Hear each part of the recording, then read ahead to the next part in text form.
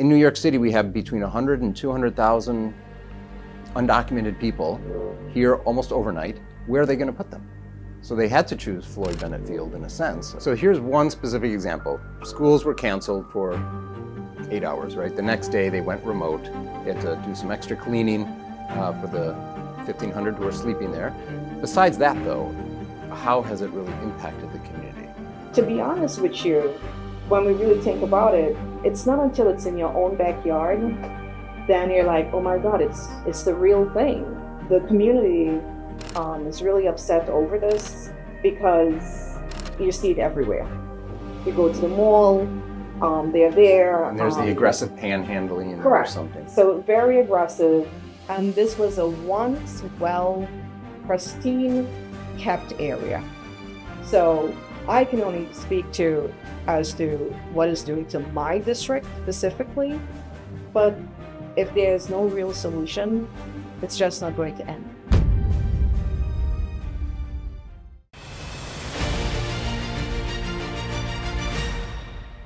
Hello and welcome to New York Insider. I'm Liam O'Neill. Today I sit down with New York State Assemblymember Jaime Williams to talk about migrants in her district. Ms. Jaime Williams, welcome to New York Insider. Thank you for having me. You are the assembly person for District 59, yes. Which is Lower Brooklyn, the Rockaways? It's the southeast part of Brooklyn. Okay. And we have you here today because in your district there is the Floyd Bennett Field migrant camp. And very notably, your name, I was just reading it, is at the top of a lawsuit against the governor's office and Mayor Adams' office over this migrant camp. What brought us to this point? Describe the migrant camp if you can and why you filed this lawsuit, along with many others. Of course, and the intent wasn't to go that route. At the very beginning, there were rumors about this tent coming to Floyd Bennett Field and so forth. And then the rumors were like, no, that's not going to happen. And then all of a sudden, the last week in August of last year, well, it was really going to happen. And we had reached out to the governor and so forth. And that was before stake was in the ground. And we said to the governor's team and the mayor's team, hey, Floyd Bennett Field is not an area where you put individuals to live. It's not a place suitable, right? Because number one, there's no infrastructure there. There is no jobs there. The supermarket is probably almost 2 miles away. Where they decide to put the tent, it's like almost a 10 to 15 minute walk from there to public transportation. It's a good walk. And then you have nature's best, rainfall, snowfall, wind. So when it rains, it floods. And it's a flood zone. So they chose... It's just inches off the bay. Correct. Off Jamaica Bay. But, it's a little bit off the bay. But there are low areas in Floyd Bennett Field, and they chose an area, runway 19, that was a little more elevated. However, it will still have ponding, sometimes, depending on how heavy the rain is, 8 to 9 inches of water. Oh my goodness. So we started really paying attention, and there was a lot of rain that happened, and we actually had someone that came out there and used their little surfboard and was actually being pulled by, a pickup, and it was like really they were surfing. That's significant rainfall. So we did that, and everything that we brought to them, they decided to go ahead with the plan to put these migrants there in this very unsafe, unpredictable area. Okay, so the stakes were driven into the ground. When? August So 2023? Conversations. This started happening, I believe, at the ending of September 2023. Correct. Okay. Or even in October. I mean, they were scoping out the area and so forth. So you put out this message, was ignored. They went through with it anyway. And then what happens? So then months that follow. so then what happens? We're looking for support from colleagues, and we reached out to. It was a bipartisan group of us that came together, and Congresswoman Nicole Malliotakis came with the chair of natural resources and the chair of the subcommittee on investigation to Floyd Bennett Field. These are federal Yes. positions? And on that day, it rained and there was very heavy fog. And they realized themselves that this was not the place you put people. How many people are there at that point? There were none. Okay. There were none. And at that point, we decided to head to DC to testify before Congress as to why Floyd Bennett Field should not be used. First of all, Floyd Bennett Field, it's a national park. There are guidelines if you're using the national park and so forth. And it wasn't made for housing or temporary housing. So we decided to move forward, and we did everything that we could have, and even calling on the Biden administration. If it's a national crisis, call it a national crisis. Up to this date, haven't been called a national crisis. You mean the migrants Correct. crossing the border? Right, the migrant issue. And I guess like some people would say, well, so why now? This has been happening. But to be honest with you, when we really think about it, it's not until it's in your own backyard, then you're like, oh my God, it's the real thing. So our community, our constituents were really, really, they were very upset about it. And this is even before people are coming? Correct. We did multiple rallies, multiple press conferences, everything that we could have done, we did. And they still went ahead and did all of that. And, they're still there. Even not too long ago, they had to evacuate the individuals from there. I was in Albany during the State of the State, the governor. This was in January, I believe? Yes. With 60-mile-an-hour winds? Correct. Very cold. Tents are at that point, I think I saw images crashing down. Well, it wasn't crashing Children down, but, crying or... Yes, people were panicking. Nuts and bolts were falling from the ceiling and so forth. And out of all the schools, because we do have an evacuation route, because for the people that live in the Rockaway Peninsula, to travel down Flatbush and go to higher grounds. So the decision was made to put these migrants into James Madison High School. And how many migrants are we talking? At that point? Probably like 1,500. Okay. So that was the school that they chose. So the Floyd Bennett Field at that point, during these high winds, completely evacuated of somewhere in the ballpark 1,500 migrants, and they go to James Madison High School. Right. So James Madison High School is also the school that my daughter goes to. So I left from Albany and traveled straight to James Madison that night. And, I know the principal personally. I wanted to lend my support to her. And, some parents felt as it was a good gesture that the school was doing that. And that's fine. But a lot of other parents were very upset that the school had to shut down, even if it was just for the night. But then some of the images, like people were just sleeping on the floor. The next day the school went remote.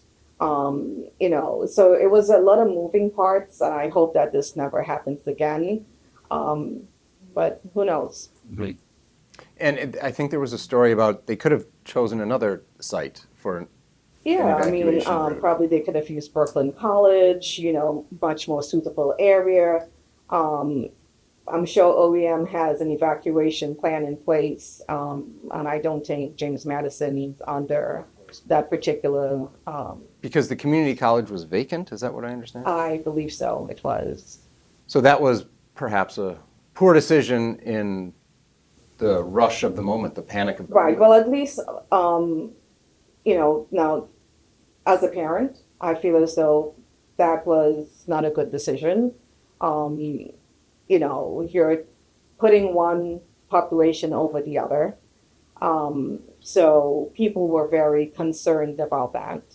And how much can you do to a community when there wasn't any transparency or better communication?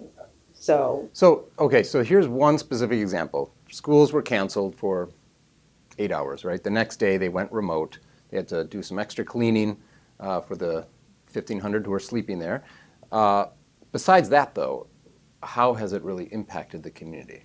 I mean, the migrants, the camp is not necessarily a good living place with 8-9 inches of water, gusty winds, no nearby structure, services. But how has it impacted the community at large, all these people living there? well, again, so when you have nothing to do and there's no infrastructure, no jobs in place, you know, even on this rainy day, people are walking the district, door knocking, begging for money, begging for food, for clothing. And we've reached out to the administrators at Floyd Bennett Field, and they did say, we have all of these amenities here. And some people will choose to do what they want to do. And the community is really upset over this because you see it everywhere. You go to the mall, you know, they're there. And there's the aggressive panhandling correct. Or something. So very aggressive, and you know, it's concerning because there was even like reports of shoplifting, so forth. Like I was 7-Eleven, they had to put someone at the door to kind of like regulate who comes in, who doesn't, and so forth. So there are a lot of different issues that is occurring where that is concerned. Is there transparency as to reports? Not really. I mean, we have put in a FOIL for NYPD to see how many calls they've gotten, how many incidents have happened. And they said, well, they will get back to us sometime in May. So Isn't there a time limit for correct, FOIL? correct. But everything takes some time, and as we see it. What's the most, there have to be some harrowing stories. I've talked with other people in the district who have their own harrowing stories about a real decline in way of life. Well, of course. I mean, so for instance, like if people accustomed to walking their dogs, you know, jogging and so forth, people are concerned because you don't know who is who, what is happening. Even today, we can see in the city what have happened in the last few weeks, from the assault in our NYPD offices to the 15-year-old, you know, all migrants. And we're not saying that we didn't have crime before, right? But if there is a population that is there that have no respect for our law enforcement, who is here to protect and serve, that's a problem. Right? We have to do better. We have to vet these people and do what we need to do because you're putting other people's lives on the line. And the quality of life, what is it? None. So people are very upset about what is happening because at the end of the day, it's not a national crisis, and it's an open, Because it's in your own backyard. right. And it's, if nothing is done at the border, right? How is it going to stop? If we don't have enforced or secure borders, they're going to keep coming. And when they keep coming, they're making their way up north to New York City. And quite frankly, just this week, I was really happy to hear that the mayor you know, was thinking of looking at this right to shelter law. And I commend him for doing that because that might be the only thing to save New York City. And I understand that there are others that don't agree with him, but I feel as though he would need all the support that is needed to address this problem. Because it doesn't matter how much money you throw at an issue, especially this, if we don't have a real solution, it's not going to end. And you need multiple solutions, right? I mean, the federal border is not really in your purview, but what happens at the state and city level somewhat is. Yes. So put yourself in Mayor Adams' shoes or Kathleen Hochul's shoes. Both of these individuals inherited at the state level a sanctuary state. Mayor Adams at the city level, right to shelter. They inherited this. And this migrant crisis in the last calendar or 2 years has just exploded. What are they to do?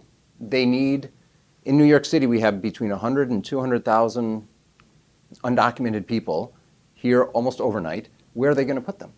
So they had to choose Floyd Bennett Field in a sense, or what? Do you know of any other alternatives they could have Well, done? first of all, I think one would say that when the migrants started coming here, and the issue was probably on a smaller scale, they didn't expect it to grow into such, where it started getting out of hand, right? They did not expect that. It was something that grew so big and started to spiral down really fast. And I think I would have appreciated if it was a three-way conversation, where both the governor and the mayor and myself and the other representatives came together if you were choosing certain areas. And my district is no different from Staten Island, where they fought as well for their rights, and the folks that are in Queens where Creekmore is concerned, right? It's our community. At the end of the day, I also represent the people that live there. So with not having that dialogue, you put me in a really compromising position because I have to answer directly. I'm the one there that's, listening to them, going to the meetings, having that daily interaction with my constituents. So I felt as though like that should have been different. Would it have had a different outcome? Probably not. However, when the governor chose to fit the bill for Floyd Bennett Field, and also understanding we had just left the budget season where, people have concerns, cuts to certain things, you want the best outcome to then find this pot of money to put these individuals at Floyd Bennett Field. And I get it. The migrants are not just only in my district, as I said, but you take one of the most residential areas in Brooklyn, the 15th Assembly District, it's like the suburban district of the city. It's like the small town from upstate stuck in Brooklyn. It's that residential. We don't have any trains running through our district. It's 2 and 3 family homes, very tight-knit community, lots of green spaces. People do a lot of stuff outdoors. So to bring this fracture into the community, people had no choice but to be up in arms. And could we have said, you know what? Yes, she could open up the rest of the state. Who am I to say, you know what? Put them in somebody else's district. This needed to be a better communication within everyone to really find that better solution. Because there are places upstate that may be low density or very low population and so forth. But again, that needs to be a conversation with other electeds at the table, right? Certainly no easy solutions. Correct. I mean, because I've read reports upstate, there's acres and acres, millions of acres of land, not necessarily a whole lot of abandoned buildings that could be converted. That's going to take millions of dollars, billions of dollars. There's no infrastructure. There's certainly no jobs. That doesn't happen overnight, right? You can't just put a camp in the middle of right. And that's for upstate. So then you took that's upstate, right. Exactly. And then you took that same model and put it into Floyd Bennett Field, where there is nothing there, absolutely nothing. But infinitely more than what's in the middle of the Catskill Mountains. Correct. Right, and still you couldn't handle it. Right. That's what you're saying. So, So, I want to go back to the residents. They're upset. Obviously, you've mentioned this quality of life has been very impactful. of course. The decline of quality of life. You mentioned moments ago, though, the cost, or you started talking about the cost. What are residents up in arms about the cost associated with this? Of course. I mean, you're talking about a residential community where so many people have to pay their own property taxes, their mortgage. We have people that are renting, and that doesn't mean that they're not struggling. So once you're taking this, pot of money and paying for a place where it's not sustainable, and then you're also taking from our law enforcement to put officers there. It's a lot that is going on. It's a drain on law enforcement, drain on healthcare. It's also, even in that particular area, there is no working fire hydrants there. Like FDNY is supposed to be on there all the time, but are they? Not really. And then the buses, they have the MTA buses. So it's really taking away from other agencies to be able to accommodate the facility there. I believe it was the Comptroller's Office that estimated $11 to $12 billion over the next 3 years. The costs for the city overall, the migrant costs. But that doesn't include a whole lot of hidden costs as well. Correct. And that's just probably a projected cost, but think about it. That's the cost that we're dealing with today because of the amount of people that we have. But if they keep coming in, right now we're still in the winter, it's going to be spring soon. So probably there is less people coming in right now because of the weather and so forth. But as soon as the weather breaks, who knows how much more is going to be coming? And that amount is going to be a more projected, higher amount. If we were to not do anything and just try to be able to keep everyone here in the city.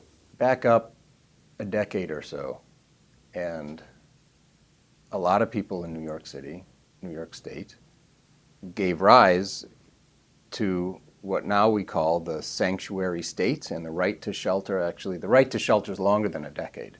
But a lot of people were on board with these policies at the state and city levels. We're a state that welcomes immigrants, right? We're a city that's built upon immigrants. Obviously, our country is built upon immigrants. You're an immigrant. My father was an immigrant.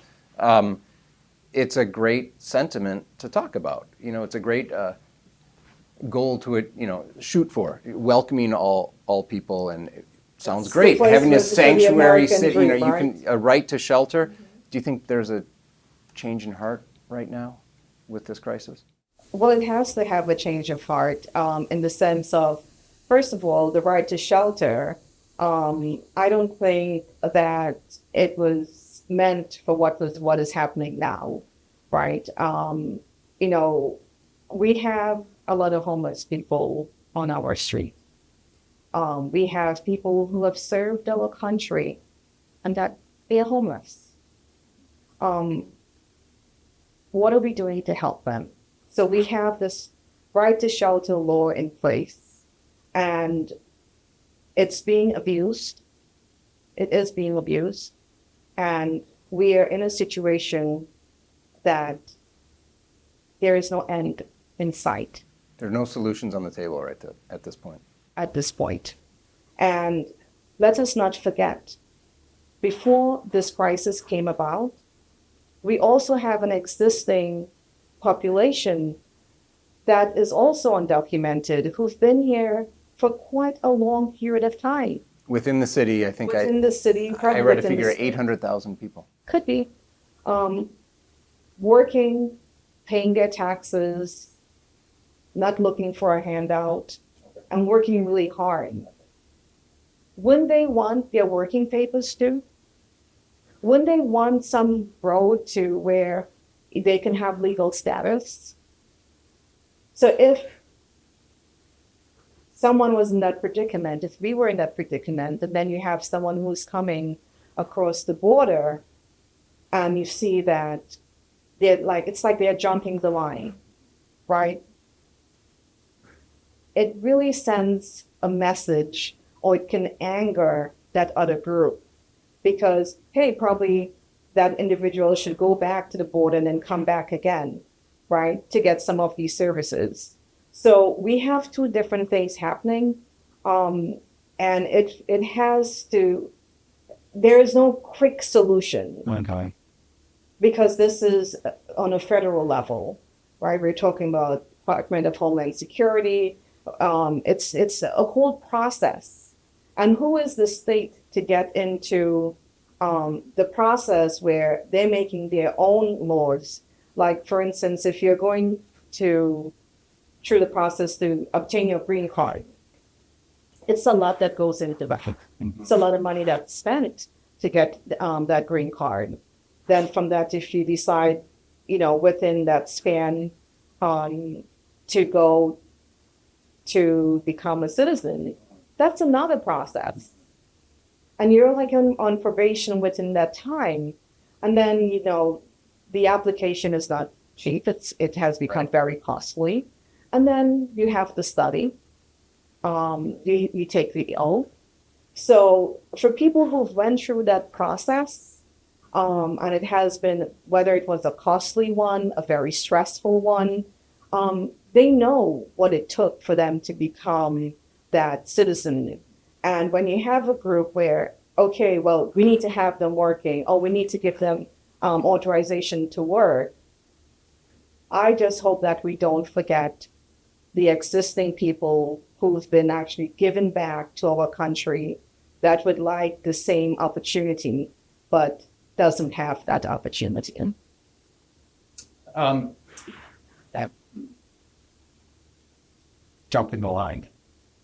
Jumping the line. People, Probably, maybe not the nicest way to say it, but that's what it seems. I mean, you ask anyone, right-thinking individual, and would all these migrants be entitled to asylum? Most likely not. It's not just Venezuelans that are coming through the border. There are people from many other countries.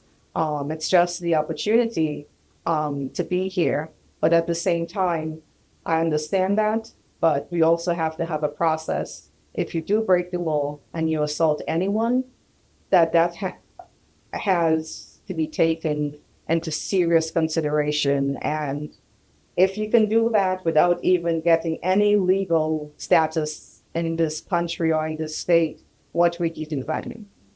I want to talk about the politics of this for a moment, not necessarily at the federal level, because that's beyond your purview, but at the state and city level. I asked you, is there a change in heart in these policies? First of all, is there a change in heart over right to shelter, sanctuary state at your constituency level? And is there a change in heart at the leadership level that you see? Well, on the constituent level, I would tell you that with what's happening, they feel as though those laws need to be revised. How much more can we take? That's a real concern from our constituents. On the elected level, I cannot speak for any other elected but myself. But I support what the mayor is saying, that it needs to be revised, because every district is different. Every individual, do things or have a different belief. And I respect that. If you want the migrants in your community, God bless you, that's fine. But when you represent an area where, people are very concerned and it's not right what they did to us in the southeast part of Brooklyn, there's no other way. So the mayor has voiced opinion that this needs to be changed, but he's in a tough spot too, because there is, what have people called it, the nonprofit industrial complex that is just ready to sue his administration over changing the policy. That is so true. So it's not an easy thing to deal with because, again, you're trying to fix something else and they're like, well, there's nothing wrong with the right to shelter law. Don't touch it. Like, but what are we doing? How are we sustaining? So, for instance, like in Floyd Bennett Field, there are signs all over that says no walking on the grass, no parking, so forth. And there was one night where I'm actually there almost every day when I'm in the district, right? And there were cars parked without license plate, without registration. And we were able to get those vehicles towed. And with doing so, these vehicles had to belong to the migrants. So you just got there and you're able to have access to cars, to trucks, to minivans. Mopeds. In Roosevelt, outside of Roosevelt Hotel, that's what you see, Right. hundreds of these mopeds. So where did you get this? No answer. And then when the police was there to be, disrespectful and aggressive at the same time, it's just insane. So those vehicles were towed. And what we heard is that, again, go back to the NGOs or whoever, there are groups that is facilitating these type of things, right? Just like there are groups that is coming in on a daily basis at Floyd Bennett Field, handing out clothing, different things. But then whatever they don't use is then left there. The wind blows and their clothing throughout the grounds, just garbage. And this was a once pristine kept area. So I can only speak as to what it's doing to my district specifically. But if there's no real solution, it's just not going to end. Okay. And the NGOs, it's putting, I would say, the mayor in a very tough place because he understands what it's doing to our city. And he can't do it by himself unless he has the support of city council and so forth. And again, different electeds have different passions. Some city council people have been very vocal up till this day about bringing the migrants into my district. We shouldn't stop this right to shelter.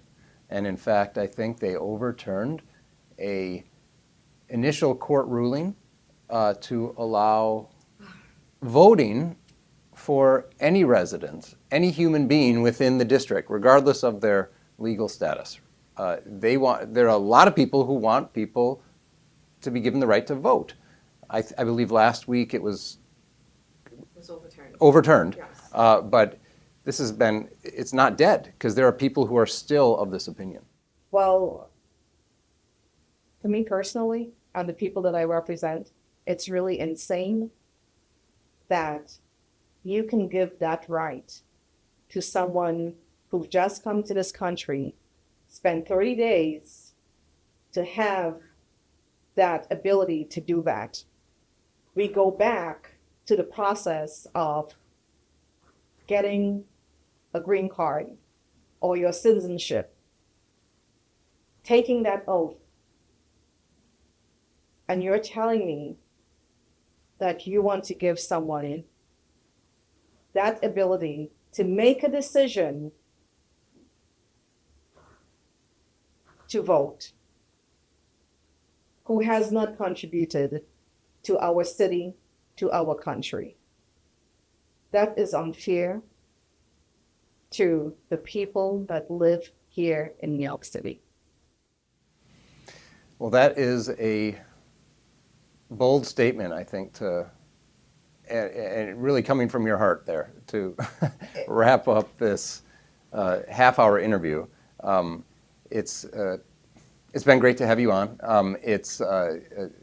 this issue is not going away.